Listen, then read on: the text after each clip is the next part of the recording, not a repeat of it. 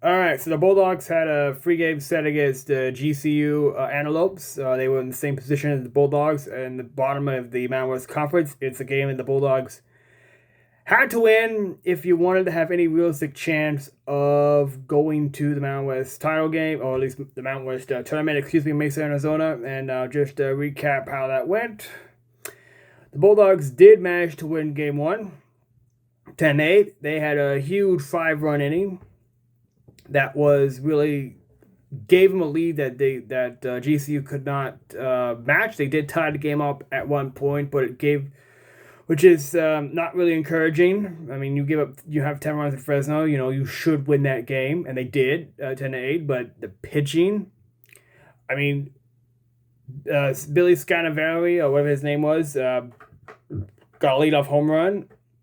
It wasn't great. You want to see it do better against a last place team. But, I appreciate that the coaches are still trying to do new things in terms of who starts, who's doing what, etc. And so, yes, they did get that win there, but there was still numerous issues in that game. GCU had 13 hits, Bulldogs had 15, so the Bulldogs just outslugged them. And I think part of that was just knowing who JT Grill was, that he was a former teammate of theirs. Jordan Javier got the start, went 1-1 inning before he got the hook. Then Doug Crystal came in. Tyler Patrick came in and went 3 innings with about 4 runs. And, I mean, it wasn't until they got to Will Page Allen that they were able to more or less lock them down. But, it was good they got that win because in the second game they got shut out by Chase Fry. He had like 1 win coming in the game, and that, you tip cap to it. The Bulldogs had some hard hit balls just caught. That happens in baseball. It can happen anywhere. If I was a Bulldog pitching coach or Bulldog pitcher on the team, I would have watched what Fry did, take notes, and maybe give myself some hope. Because of a guy like him can pitch like that, anyone can pitch like that. And then we go in the game 3, and the Bulldogs once again lost the game they had no business losing to. I mean, it was remarkable. I think they left 12 men on base. I mean, yeah, they gave up 7 runs. But, the Bulldogs had multiple chances to score more than enough runs to win that baseball game. And that, in my mind, really kind of seals what this team is. And that is a team that it's not, I don't think it's going to make the Mesa. I just don't think so. I mean, certainly they're not going to win the Mountain West title. I mean, yes, baseball is a very strange sport. Things can happen in baseball that don't happen in other sports that defy explanation, but there really is no way you lose to a GCU team at home, mind you, that you're suddenly going to just turn around. I just don't see that happening. And it sucks. It's just a really bad year. At this point, injuries, does not explain it. You've pitched you've played nearly half your games overall in conference and as well, and you're still making the same mistakes that you cannot make. All right, you've got guys who you're counting on leaving men on base. You need a Sky Collins, you need a Cam Shaw, you need a Griffin Sotomayor to get hits with men on scoring position, regardless of how many outs there are. And they're just not doing enough of that. I mean, they're just not doing enough of anything. They're not pitching well enough consistently. They're not getting enough hits well consistently. Although during his losing skits in Stanford, I do blame the pitching overall more than the hitting. And I've got the final scores, blown game against Nevada midweek 1, both games at Utah Tech, CSUN. I can go on and on, but most of it comes down to pitching. All right? With some fielding as well. But they've been scoring enough to win. And when they go to Air Force, they'll probably score enough to win as well, but I'm sure the pitching will let them down somewhere. That's just what they've done all year long. Now, if you want a bright spot, I hope if you're a Bulldog fan, you can look at the midweek game they had at Sac State. They won a game that was 2-1. That was a very well-played game overall. When you have that kind of score, you think there were men on bases or men on left on, and yeah, there was some of that. There was some men left on, but not at a crazy level. Sac State's had really good wins since Bulldogs played them, including a sweep at Powerhouse LSU. Well, not a sweep, but a series win. Who got the star in that game? Let me check. Yeah, I think. Let me check. I know that BJ Rodriguez got the win here. Yeah, Jordan Javier looks like got the start. He went 2 innings. Gave up no runs. Leave it to Brandon Thomas, who's really looking strong. Tyler Patrick gave up 1 run, but that was it. Rodriguez, Cristo, Paige Allen. There's some really good defense behind them as well. When you only give up 1 run, just 2-run game, there's going to be really good defense.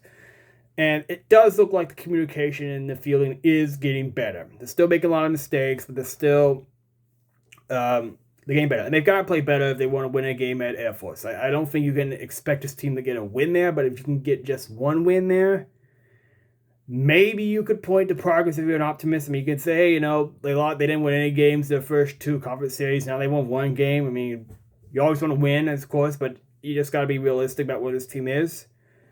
There is some other more positive Bulldog events going on this weekend. I'll talk to them about in a moment, but I just want to remind you, if you do want to follow this series at Air Force, they are all on early Fresno time games. There's one at 2 o'clock in the morning, because the Air Force, not in the morning, 2 o'clock in the afternoon. The Air Force Academy's field, for whatever reason, does not have lights. So they play all their games in the day. I have heard of they're having games there that have been called because of darkness. So that can happen. Another tie is, in theory, possible. Somewhere along the way, I hopefully not. Hopefully you just win or lose. A loss is better than a tie. A tie is better than a loss, certainly. But hopefully this doesn't come down to that. That one will be at noon on Saturday and at 11 o'clock on Sunday for Game 3. So 2, noon, and 11. Want to follow them all. And one more thing about this upcoming series is that the field is very fast there. It's all turf. It's not crazy like New Mexico, like the ballpark. Yeah, there's some all-through hits and wind and so forth, but it's not nearly like New Mexico. The Bulldogs just have an opportunity to really just play clean and if there's contact defense, you know what I'm saying? And there's an opportunity to pitch well. Like if you have a fly ball that, if you have a pop-up at Air Force, probably not going to be a double like it can be at New Mexico. So there's an opportunity there for good pitching to be rewarded, unlike, say, New Mexico, which it often isn't. All right, so I'm probably depressed enough about baseball, so let me get you going on along the way. Softball is hosting a doubleheader this weekend, Saturday against Colorado State. It was supposed to be a Saturday, Sunday, but we've got a big storm coming in Fresno, so if you want to go watch a ball game at all, the rain should be away. It'll be cold and stuff like that, but you can bring a blanket, so if you want to go in person and watch a Bulldog event, one option you have is at Marjorie Wright Diamond. Big series. They're going against the Ram team that's tied with them in the Mountain West standings. They just got swept by a ranked Grand Canyon in that doubleheader on Wednesday, but they were competitive in both games. Charlie Morgan looks like a coach that you can believe in. She looks like she's a coach that Garrett Classic made a good hire. So, and the big event this weekend on campus is the Fresno State water polo team is hosting the Gulf Coast League water tournament special. Then the number 2 seed again is then 1 seed is Loyola Marymount. Probably going to come down to 2 of them. Loyola Marymount, LMU, won the title last year. Bulldogs have won it like 4 straight years in a row over them. So I'm sure it'll come down to that. It's in Fresno at the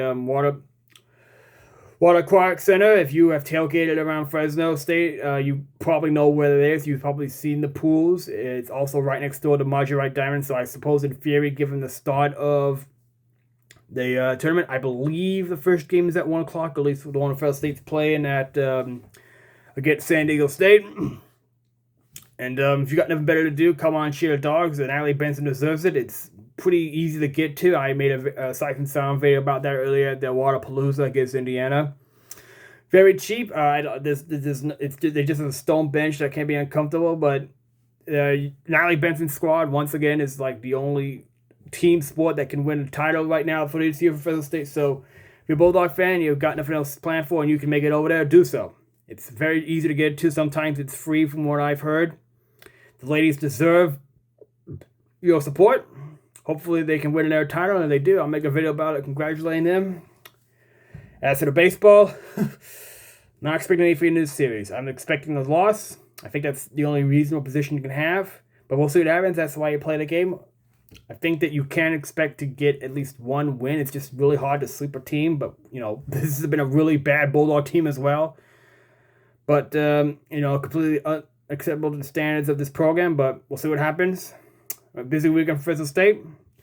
And also, and before I go on this video, I just want to know that spring football has gone started again after the break.